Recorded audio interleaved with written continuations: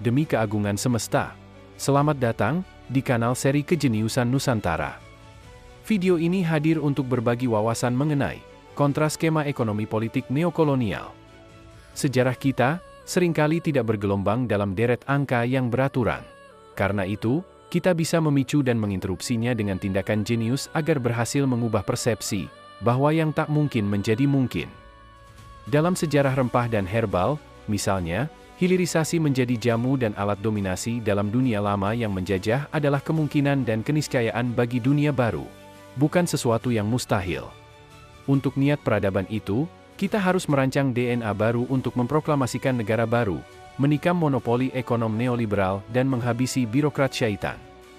Ini penting kita lakukan sebab kerja keras kita selama ini hanya dipalaki, pajak tinggi, demi hidup mewah mereka dan menyokong kerakusan keluarga serta geng mereka.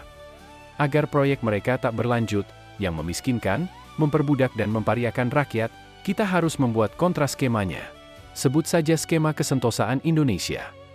Beberapa langkah strategis harus dilakukan secara terintegrasi, inovatif, jenius, dan berkelanjutan.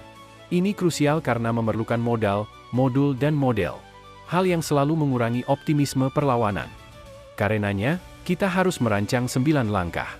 Pertama, memastikan big data hadir secara akurat, sebagai aset strategis, demi hadirnya peta jalan yang realistis berbasis kepentingan nasional. Kedua, memastikan kualitas pendidikan hadir di semua jenjang. Akses, kurikulum, SDM, dan inovasi harus tumbuh secara relevan dengan kebutuhan modernisasi. Ketiga, memastikan hadirnya infrastruktur yang cerdas, kuat dan ramah lingkungan.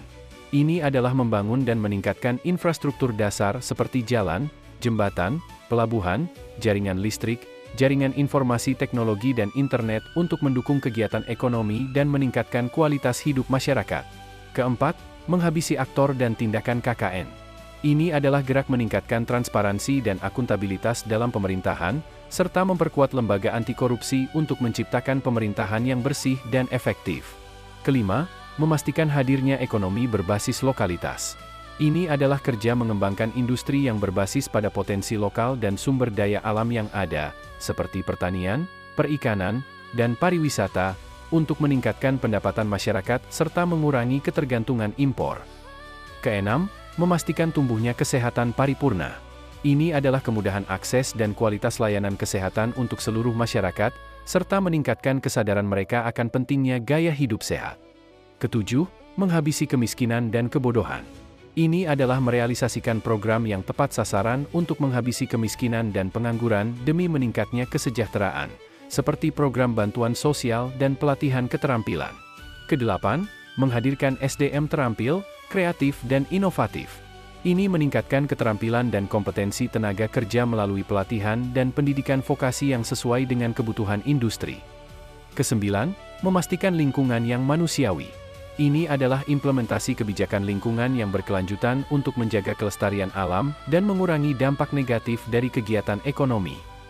Singkatnya, 9 kontra skema ini akan efektif dan menang jika dikerjakan oleh patriot yang sadar bahwa begitu banyak modal dan senjata yang kita punya. Kuncinya satu, keberanian kita semua. Semoga mestakung. Kontra skema ekonomi politik neokolonial. Oleh Yudhye Haryono.